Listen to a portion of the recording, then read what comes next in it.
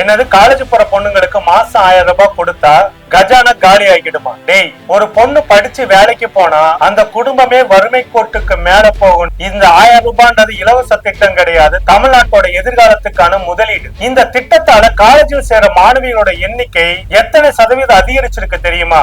இந்தியாவே ஆடி போகிற அளவுக்கான முக்கியமான டேட்டாவை தான் இந்த வீடியோல பார்க்க போறோம்.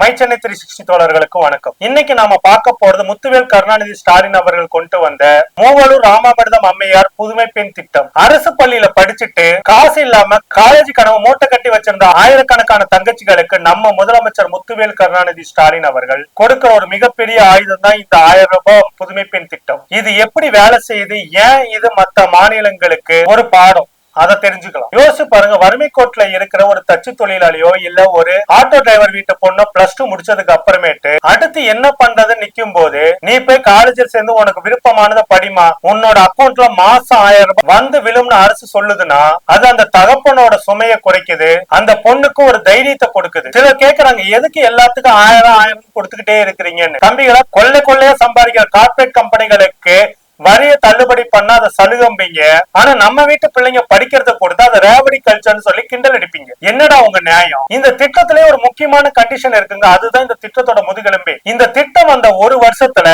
அரசு பள்ளியில படிச்சு உயர்கல்வியில சேரக்கூடிய மாணவிகளோட எண்ணிக்கை 29% அதிகமாயிருக்கு. இது இந்தியாவில வேற எந்த மாநிலத்தில் நடக்காத ஒரு மிராக்கள். 6வதுல இருந்து 12வது வரைக்கும் அரசு பள்ளியில படிச்சிருந்தா மட்டும்தான் இந்த திட்டத்திலேயே பயனடைய முடியும். இதுதான் இங்க முக்கியமான செக் பாயிண்ட். அதனால பாத்தீங்கன்னாக்கா அரசு பள்ளிகள்ல மாணவர்களோட சேர்க்கையும் அதிகமாகுது, பெண்களோட பட்டப்படிப்பு விகிதமும் அதிகமாகுது. பெண்கள் படிச்சா போது இந்த நாட்டையே பெரிய அளவுல முன்னேற்றலாம்னு சொல்லிட்டு திராவிட இயக்க தலைவர்களுடைய கனவுதான் இந்த புதுமை பெண் திட்டம்.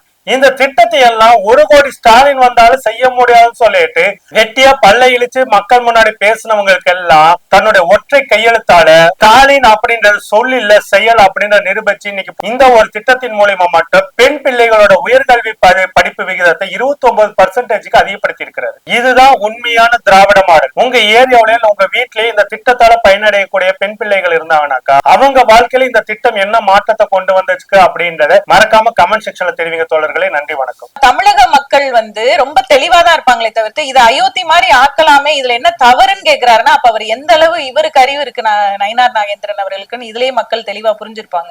அப்ப நீங்க என்ன சொல்ல வரீங்க? நேரடியா நாங்க அப்படிதான் பண்ணுவோம், நாங்க பிஜேபியை உள்ள நுழைக்கிறதுக்கு RSS மூலமா எல்லா காரியங்களையும் நாங்க இதெல்லாம் ஒரு சின்ன விஷயங்கள் அப்படியே குட்டி குட்டியா அரிச்சு அப்படியே பெரிய பூதாகரமா ஆக்கி அதுல ஒரு சந்தோஷப்படுறதுதான் பிஜேபியோட நோக்கம். என்னன்னா தமிழக மக்களுடைய நிம்மதியை கெடுக்கும்.